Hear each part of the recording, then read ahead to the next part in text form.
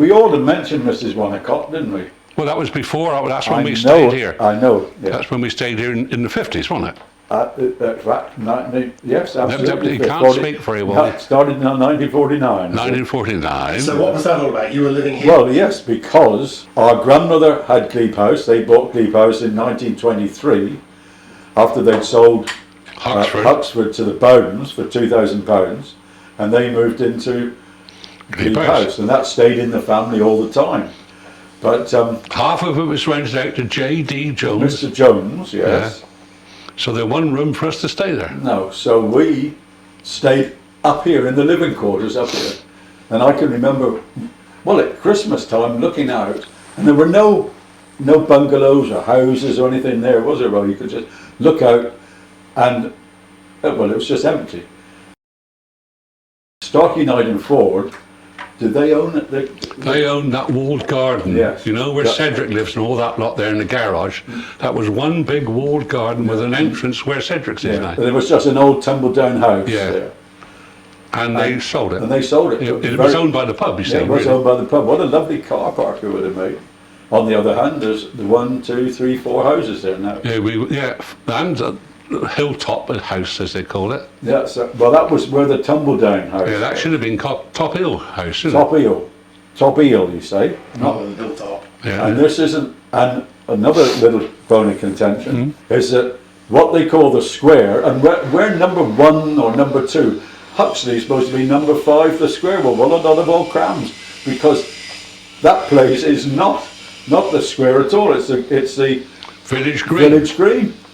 And I'm sure I can remember when there was grass there. And yes, and they had a pole up. And also the most for the girls and boys in the school to do. And where Richard is now used to be a one up and one down house that used to belong to our grandmother. Oh, don't, Brian. And she sold it for £25. I can't bear it. Never mind, such is life. We are, for those who know about it, we are the nouveau pauvre. Yes. Yeah. The nouveau pauvre, yeah.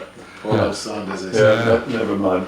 So tell me a bit more about living in the pub and Mrs Wonnacott and the setup there. Well, you come down in the morning, or when you came, you could, as little boys, we could smell beer all the time. Lovely. Because that place was, well, beer and cider. Yeah, and cigarettes. And cigarettes. And there was literally sawdust there. And then sometimes all the bottles of beer had they were distinguished by a yellow cap or a red cap. And you could get the cork bit out, Take the put cork it on bit your out. jersey and push the cork bit in. And then you had a little badge, you see. So we used to wander around with our little badges. Innocent pleasures. Yes, yes.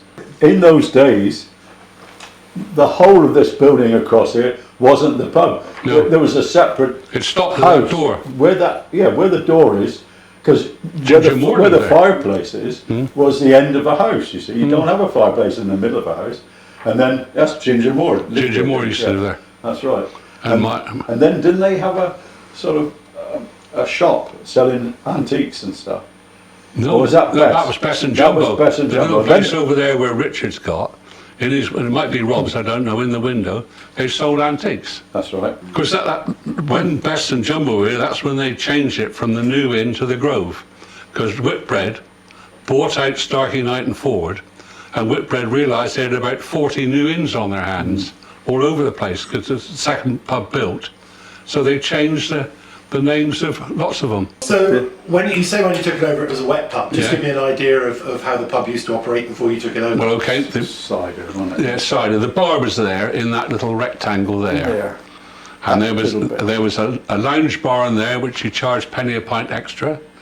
This was really public bar, and their sort of living, wasn't it? Really? Well, she used to come out here and do a run of beans and all that. Well, Mrs Wonnacott. No, John. I used to sell them. Oh, Jumbo, yes. Yeah, I used to sell them run of beans.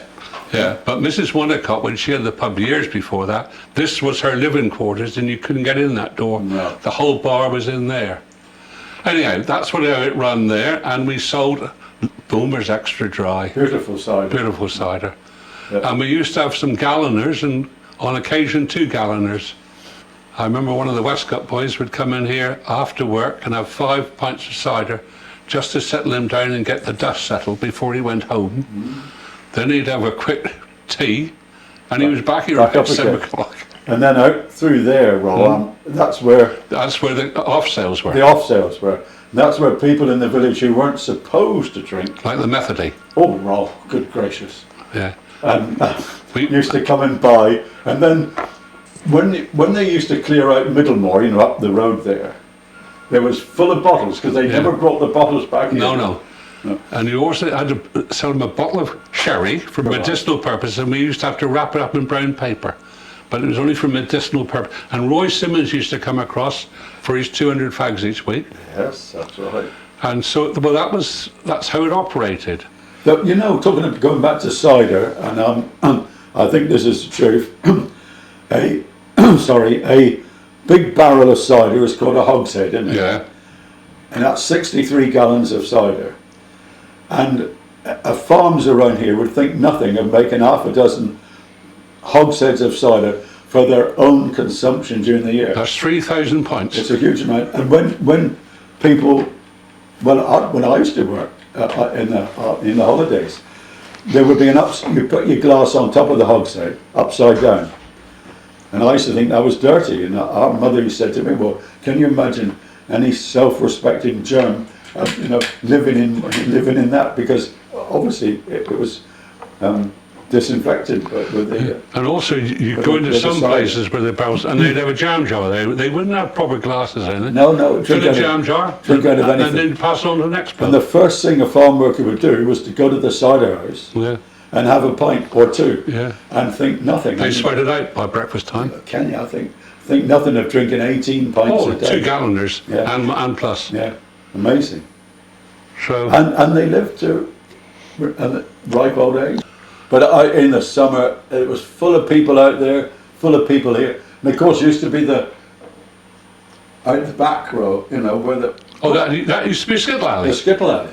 And we used to have skittling teams, the Kingsnympton we formed, the women's team, and skittle matches out there, and we used to make them up sandwiches and everything like that, Oh, I mean, this pub was humming, wasn't it? Absolutely fantastic.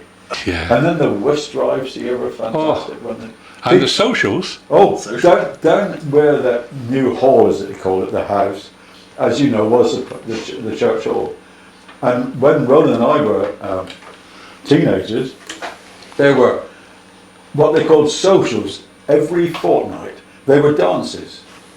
And Kenny Avery used to take a candle and just flick bits of... Yeah, or Lux if he had it, on the candle, on the dance on the floor, and then... Why? Well, maybe your feet would slide and dance. And tell you what, we mentioned her early on, one of the best dancers was old... Mabel Pierce. Pierce. Mine, she was ugliest thing, you never see nothing like it. And she wore a berry on, and she used to hide around the village looking at people's houses. And then... Who used to play? Florrie Lake, was it? No, Florrie Gill. Brian Gill's mother. Brian Gill's mother used to play the piano down there.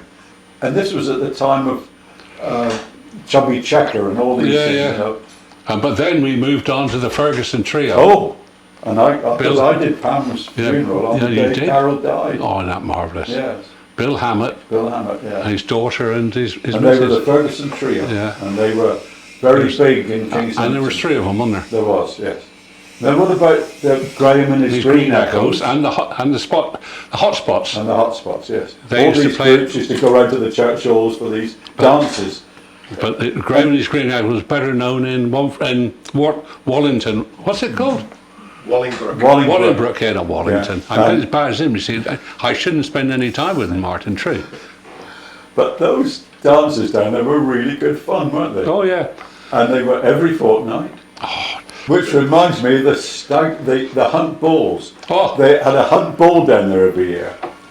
And it was wonderful because there were dances, and then about 9 o'clock or 9:30, all the men would vacate there and come up here. Yeah.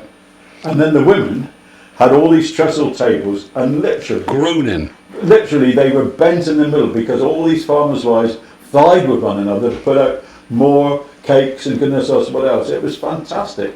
And then of course we came back from the pub 11 o'clock. Oh yeah, something like that. Something like that. And devoured it all, yes. They were wonderful. You'd also have a barn dance and what's the gay gourds, and you'd make them they became, what's it, were Dozy, progressive. dozy, doze, And progressive, because you changed partner as you went round. Bloody So you could marvellous. end up, if you wanted, if you were lucky, you could be dancing with old, what's it called? Mabel Pierce. Mabel, yes. Yeah, but you didn't have to kiss her or nor No, like that. no.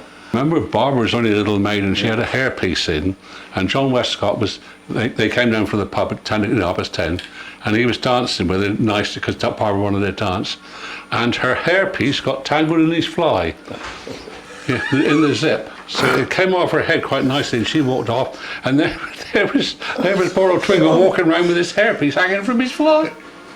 And we used to go on outings. Oh yeah, Sure. and And it always used to rain in Teignmouth. Ned Moore used to live up there. If he was going to a place he hadn't been to before, the chapel, he'd go there the day before, see if he really liked it. Yeah, that's right. And then he'd go, that's true. And also they had trips, and they were, what do they call it when you didn't know where you were going? Mystery trip. Mystery trip. And of course the mystery trips always went to Weston-super-Mare, wherever they went there. And they all chipped in 50p and guessed where they were going, and they said Mr. Turner, the bus driver, won it every bloody time. Yeah, that's right.